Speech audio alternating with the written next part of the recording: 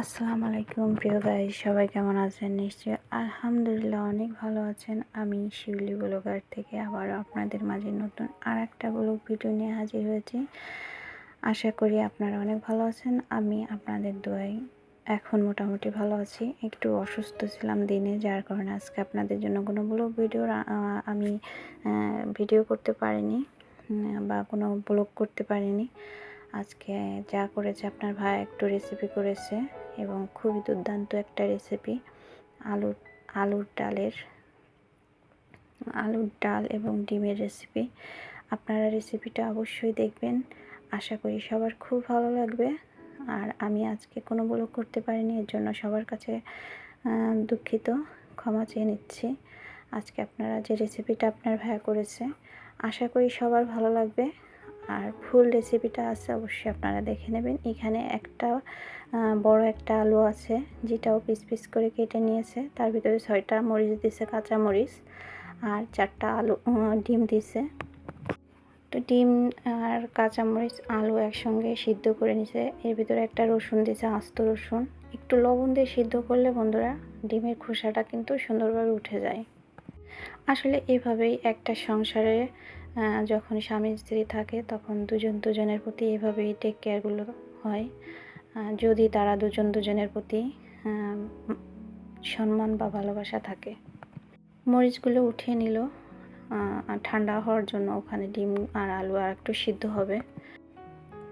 এখানেও আস্ত গোটা মশলা নিবে, হাফ চামচ সরষে দানা, 2টা তেজপাতা, 4টা এলাচ, 3 টুকরা দারচিনি এবং হাফ টি স্পুন জিরার গোটা। এখানে গুঁড়া মশলা নেবেও আলাদা করে রাখবে, আপনারা এগুলো খেয়াল রাখবেন। এটা কিন্তু পরিমাণ, অবশ্য পরে ও একবারে কিন্তু ইউজ করবে, যার কারণে একবারে পরিমাণগুলো দিয়ে নিচ্ছে। এখানে 1 চামচ জিরের গুঁড়া, হাফ চামচ হলুদ গুঁড়া, হাফ চামচ মৌরি গুঁড়া, 1 চামচ ধনে গুঁড়া, আর এখানে হচ্ছে হাফ চামচ গরম মশলার গুঁড়া, 1 চামচ ভর্তি লাল মরিচের গুঁড়া, সাথে আরও একটু দিবে।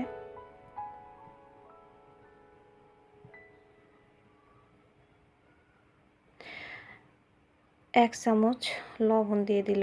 একসঙ্গে মানে মশলাগুলো নিয়ে নিল, যাতে পরে আর ঝামেলা না হয়। এখানে 6টা মরিচ, কাঁচামরিচ ও হাত দিয়ে ভেঙে নেবে, ভেঙে সাইড করে রেখে দিবে। আর যে ডিম আলু সিদ্ধ, এগুলোও এখন খোসাগুলো ছাড়িয়ে নেবে।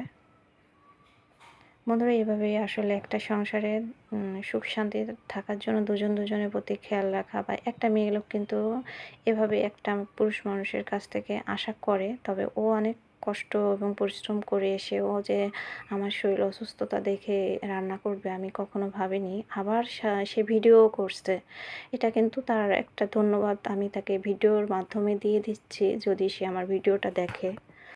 ও কিন্তু আমার ইউটিউবে চ্যানেলের জন্য ও কিন্তু আমার পাশে আছে। আগে আমার পাশে কেউ না থাকলেও এখন ওকে আমি পাশে পেয়েছি। এভাবে করে আলুগুলা মিশ করে নেব বন্ধুরা, তোমরা যা দিয়ে পারো মিশ করে নিও। ও একটা গ্লাস দিয়ে মিশ করে নিল। পরে ও যে গুঁড়া মশলাগুলো আলাদা করে রাখছিল, আর যে মরিচগুলা সিদ্ধ মরিচগুলো হাত দিয়ে মেখে ডলে ভেঙে রাখছে, একসঙ্গে ওইগুলো দিয়ে দিল। তারপর এখানে কিন্তু গরম পানি বন্ধুরা তোমরা ইউজ করো, অবশ্যই গরম পানিটা ইউজ করো। পরে আলু আর এই মশলার ভিতরে গরম পানি দিয়ে দিল 1 কাপ পরিমাণ। পরে ওরা হাতের কাছে যেটা ছিল খুন্তির মতো চামিচ, ও সেটা দিয়ে এটা একদম সুন্দর করে মিক্সড করে নিবে। তোমরা যাতে পারো একটা চামিচ দিয়ে হোক, যা দিয়ে হোক মিক্সড করে নিবে। আজকে ভাবছিলাম তোমাদের জন্য আর একটি ভিডিও ছাড়বো, ব্লগ ভিডিও এবং রান্না, কিন্তু আল্লাপাক যদি ভাগ্যে না রাখে, আসলে আল্লাপাক অবশ্যই নির্ধারণ করে রাখে কখন কি হবে। তো হয়তো আজকে আমার হলো না, আমি কোনো ব্লগ দিতে পারলাম না, তাতে সেটা হয়তো আল্লাপাকের ইচ্ছা ছিল। তো এখানে সয়াবিন তেল দিয়ে গরম করে নিয়ে কড়াই কড়াইয়ে সয়াবিন তেল দিয়ে গরম করে পরে 4টা ডিম এর ভিতরে দিয়ে একটু হলুদ দিয়ে ও ডিমটা বাদামি কালার করে ভেজে নিল। ভেজে উঠিয়ে নিয়েছে। পরে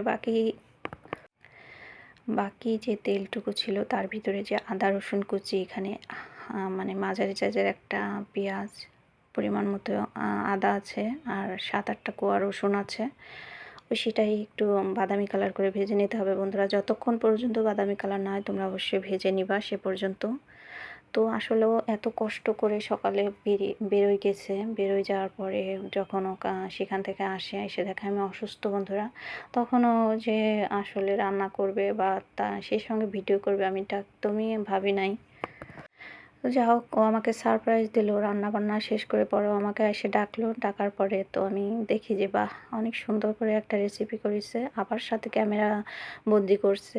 এটা আসলে অনেক বড় একটা ব্যাপার। এত কষ্ট করে, তোমরা জানো যে একটা ভিডিও ক্যামেরায় করতে অনেক কিন্তু কষ্ট। তো এত কষ্ট করে রান্না করছে, আবার ক্যামেরা ভিডিও করছে, ফোনে এটা বন্দি করছে ক্যামেরা করে। তো আসলে অনেক বড় একটা ব্যাপার। এর ভিতরে গোটা মশলাগুলো দিয়ে দিল। যখন পেঁয়াজ রসুন আদা এগুলো বাদামি কালার হলো, তার ভিতরে যে গোটা মশলাগুলো আলাদা করে রাখছিল সেগুলো দিয়ে দিল। পরে ওগুলো একটু কয়েক সেকেন্ড ভেজে তার ভিতরে এই আলুর যে ডালটা মিক্সড করে রাখছিল মশলা দিয়ে, সেটা এর ভিতরে ঢেলে দিয়ে বেশ কিছুক্ষণ কষিয়ে নিতে হবে বন্ধুরা। তো আসলে এটাই আসলে তোমাদের কি বলবো, এভাবে করে আসলে কোনো স্বামী বা স্ত্রী যদি একজনের পাশে থাকে, তাহলে কিন্তু সুখ শান্তি বা ভালো থাকাটা কেউ আটকাতে পারে না। ও যে এভাবে আসলে রান্না করবে আমি ভাবি নাই।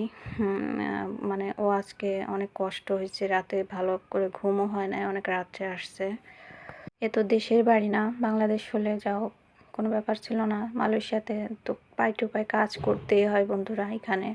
এখানে কোনো বিদেশ বাড়িতে কোনো নাই, ছুটি নাই, রেস্ট নাই।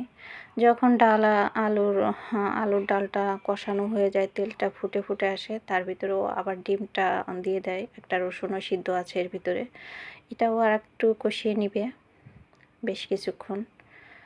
কষানোর ভিতরে অনেকটা স্বাদ আছে বন্ধুরা, তোমরা জানো নিশ্চয়ই।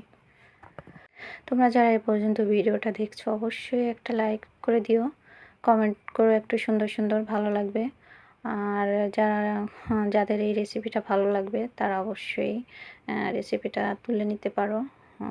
আমি মনে করো যে এই রেসিপিটা তোমার ভাইয়া দিয়েছে, আমি এই জন্য আসলে খুবই ওর কাছে ধন্যবাদ জানাচ্ছি। তো এত কষ্ট করে সে যে আসলে এভাবে আমাকে রান্না করে খাওয়াবে ভাবিনি।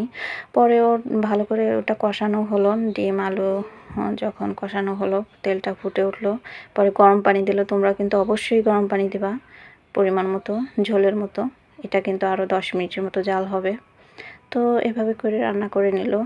রান্না কমপ্লিট বন্ধুরা। রান্না কমপ্লিট করেও আমাকে নিয়ে গেল খাবার জন্য। ভাত, ডাউল, ডিমের ডাউল রেসিপি রান্না করে আমাকে নিয়ে গেল যে চলো খাবে। আমি তো অবাক। পরে তো দুজনে একসঙ্গে খাবো। ও ভাতটা প্লেটে উঠে নিল, তরকারিটা ডিমের ডাউলটা নিয়ে নিল। এভাবেই দুজনে খেয়ে শেষ করলাম। ভালো থেকো তোমরা সবাই, দোয়া করো। আল্লাহ হাফেজ।